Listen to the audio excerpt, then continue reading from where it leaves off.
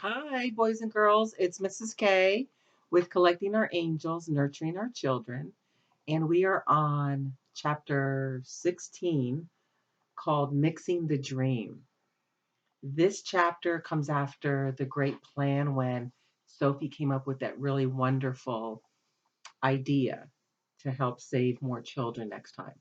So, this is him mixing that dream that is going to be for the queen. It was dark now. The night had already begun. The BFG, with Sophie sitting on his hand, hurried into the cave and put on those brilliant, blinding lights that seemed to come from nowhere. He placed Sophie on the table.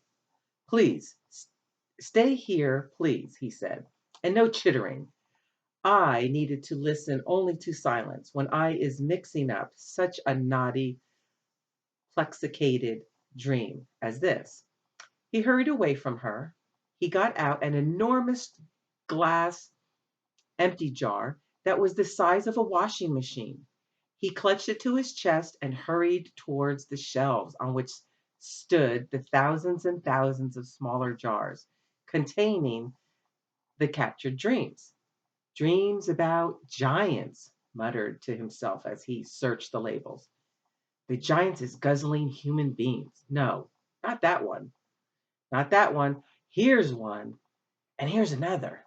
He grabbed the jars and unscrewed the tops. He tipped the dreams into the enormous jar he was clutching, and as each one went in, Sophie caught a glimpse of a small green like blob tumbling from one jar into the other.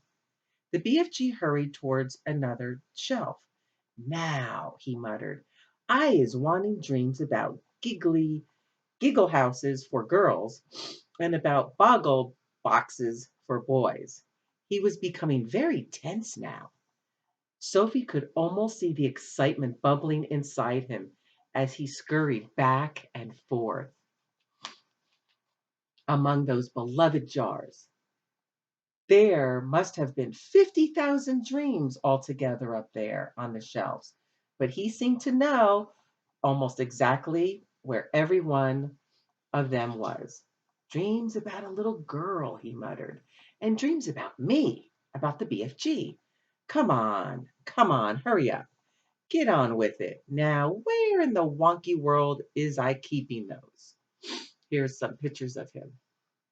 There he is going through his jars. And then this other picture here is what we're going to read next, where he is actually mixing up the dreams. And so it went on. In about half an hour, the BFG had found all the dreams he wanted and had tipped them into the one huge jar. He put the jar on the table.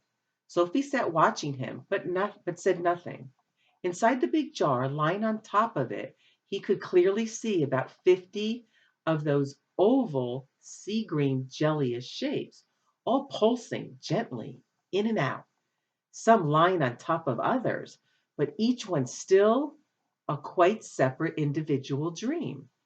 Now we is mixing them, the BFG announced.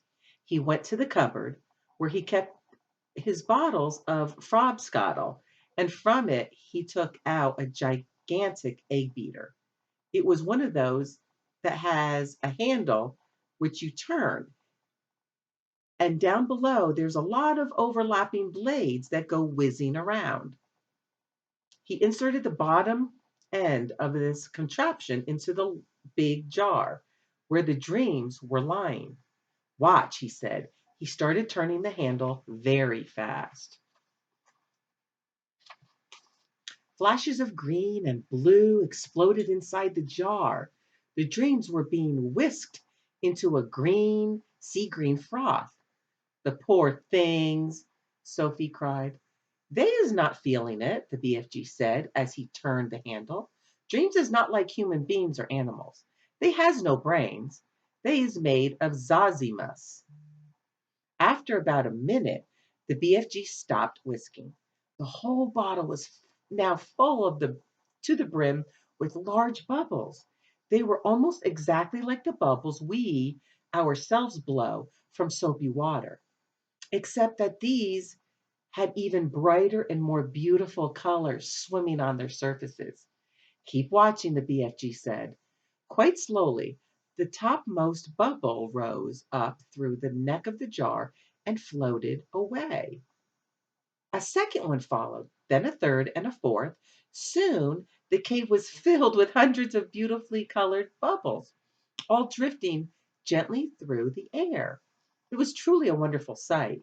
As Sophie watched them, they all started floating towards the cave entrance, which was still open. They're going out, Sophie whispered.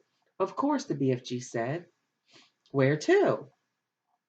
Those is all little tiny dream bits that I isn't using, the BFG said. They is going back to the misty country to join up with proper dreams. This is what that jar was looking like.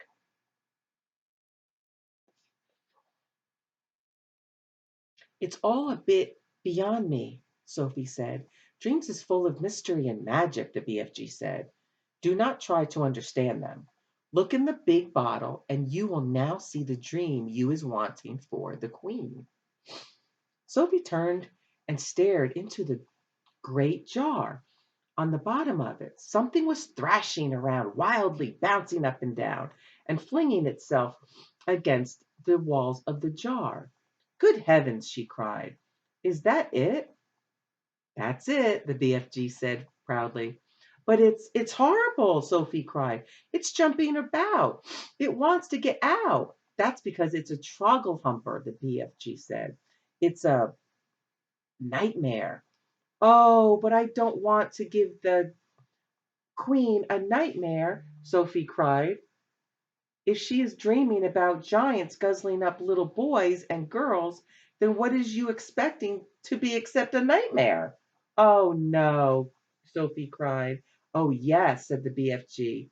A dream where you is seeing little chidlers being eaten is about the most frightsome, troggle humping dream you can get. It's a kixie bog thumper. It's a wopsy grop switcher. It is all them riddled into one. It is as bad as that dream I blew into the flesh lumper this afternoon. It is worse. Sophie stared down at the fearful nightmare dream that was still thrashing away in the huge glass jar. It was much larger than the others. It was about the size and the shape, shall we say, a turkey's egg. It was jellyish. It had tinges of bright scarlet deep inside it. There was something terrible about the way it was throwing itself against the sides of the jar. Don't I don't want to give the queen a nightmare, Sophie said. I is thinking, the BFG said, that your queen will be happy to have a nightmare if having a nightmare is going to save a lot of human beings from being gobbled up by filthsome giants. Is I right or is I left? I suppose you're right, Sophie said. It's got to be done. She will soon be getting over it, the BFG said. Have you put all the other important things into it? Sophie asked. Why, I is blowing that dream into the queen's bedroom, the BFG said. She will be dreaming every single little thing-a-ling you is asking me to make her dream. About me sitting on the windowsill? That part is very strong. And about a big friendly giant. I is putting a nice long gobbet about him, the BFG said. As he spoke, he picked up one of his smaller jars and very quickly tipped the struggling, thrashing trogglehumper out of the large jar into the small one. Then he screwed the lid tightly on to the small jar. That's it, he announced. We is now ready. He fletched his suitcase and put the small jar into it. Why bother to take a great big suitcase when you've only got one jar? Sophie said. You could put the jar in your pocket. The BFG looked down at her and smiled. By goggles, he said, taking the jar out of the suitcase. Your head Your head is not quite as full of grimsludge after all. I can see you is not born last week. Thank you, kind sir, Sophie said, making a little curtsy from the tight tabletop. Is you ready to leave? The BFG asked. I'm ready, Sophie cried. Her heart was beginning to thump at the thought of what they were about to do. It was a wild and crazy thing. Perhaps they would both be thrown into prison. The BFG was putting on his great black cloak. He tucked the jar into a pocket in his cloak. He picked up his long trumpet like dream blower. Then he turned and looked at Sophie, who was still on the tabletop. The dream bottle is in my pocket, he said. Is you going to sit in there with it during the travel? Never, cried Sophie. I refuse to sit next to that beastly thing. Then where is you going to sit? The BFG asked her. Sophie looked over for a few minutes. Then she said, if you would be kind enough to swivel one of your lovely big ears so that it is lying flat like a dish, that would make a very cozy place for me to sit. By gumbo, that is a squawkling great good idea, the BFG said. Slowly he swiveled his huge right ear until it was like a great shell facing the heavens. He lifted Sophie up and placed her into it. The ear itself, which was about the size of a large tea tray, was full of the same channels and crinkles as a human ear. It was extremely comfortable.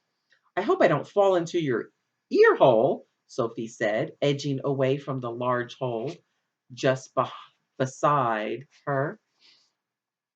Be very careful not to do that, the BFG said. You would be giving me a cronking earache.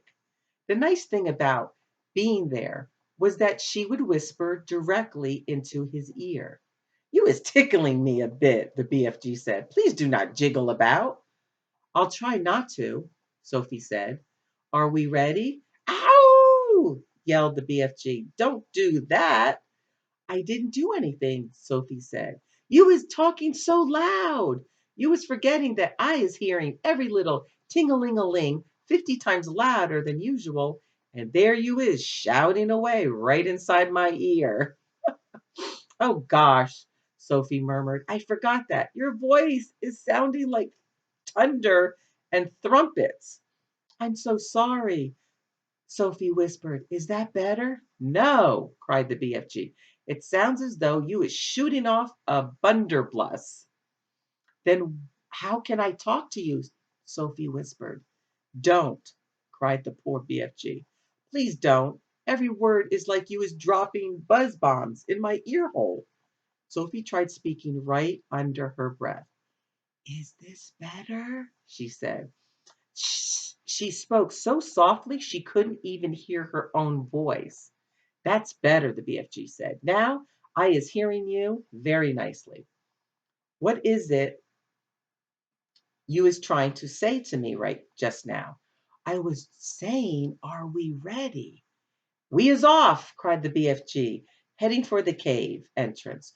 We is off to meet Her Magister the Queen.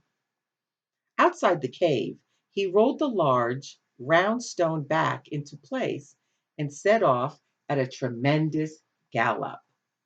All right, that was awesome. So he mixed up the dream and they're off to the queen to blow the dream into her and see if the great plan will work. The next one that I'll be reading for you tomorrow is Journey to London. All right. That sounds awesome. Don't forget to mind your parents and enjoy the online activities for this book. See you next time.